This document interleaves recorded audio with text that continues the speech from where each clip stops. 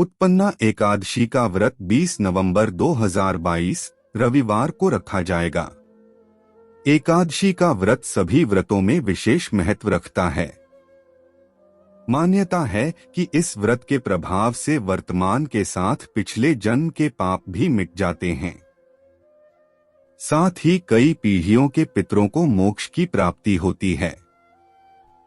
जो लोग एकादशी का व्रत शुरू करना चाहते हैं, वह मार्गशीर्ष माह की उत्पन्ना एकादशी से इसकी शुरुआत कर सकते हैं, क्योंकि शास्त्रों में इसे ही पहली एकादशी माना गया है। इसी दिन एकादशी देवी की उत्पत्ति हुई थी। उत्पन्ना एकादशी व्रत में पूजा के बाद कथा जरूर सुने, कहते हैं तभी पूर्ण फल मिलता है। आइए जानते हैं उत्पन्ना एकादशी व्रत की कथा। सतयुग में एक नाड़ीजंध नामक राक्षस था, जिसके पुत्र का नाम था मुर।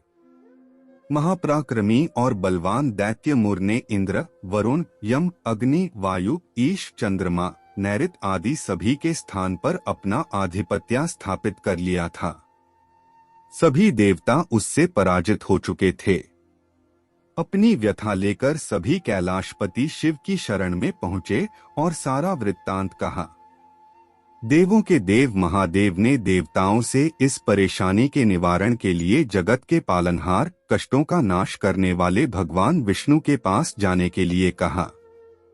मायावी मुर ने स्वर्गलोक पर अपना अधिकार जमा लिया था। सभी देवता उससे बचने के लिए भागे भागे फिर रहे थे। भोलेनाथ की आज्ञा का पालन करते हुए देवतागण श्रीहरि विष्णु के पास पहुंचे और विस्तार से इंद्र से अपनी पीड़ा बताई।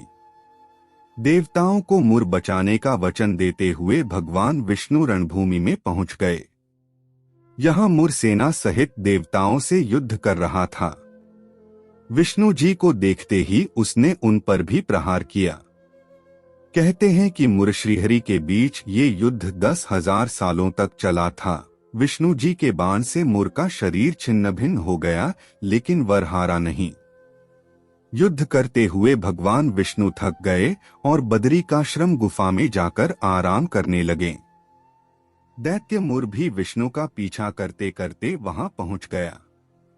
वह श्रीहरि पर वार करने ही वाला था कि तभी भगवान विष्णु के शरीर से कांतिमय रूप वाली देवी का जन्म हुआ। उस देवी ने राक्षस का वध कर दिया।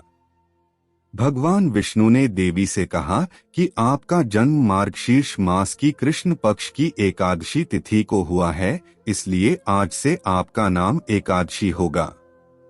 इस दिन देवी एकादशी उत्पन्न हुई थी, इसलिए इसे उत्पन्ना एकादशी कहा जाता है। जो एकादशी का व्रत करता है, उसे बैकुंठलोक की प्राप्ति होती है। आपको हमारी बताई गई जानकारी कैसी लगी कमेंट्स में जरूर बताएं और आगे भी ऐसी रोचक और धार्मिक जानकारी के लिए चैनल को सब्सक्राइब करें। धन्यवाद। जय श्री राम।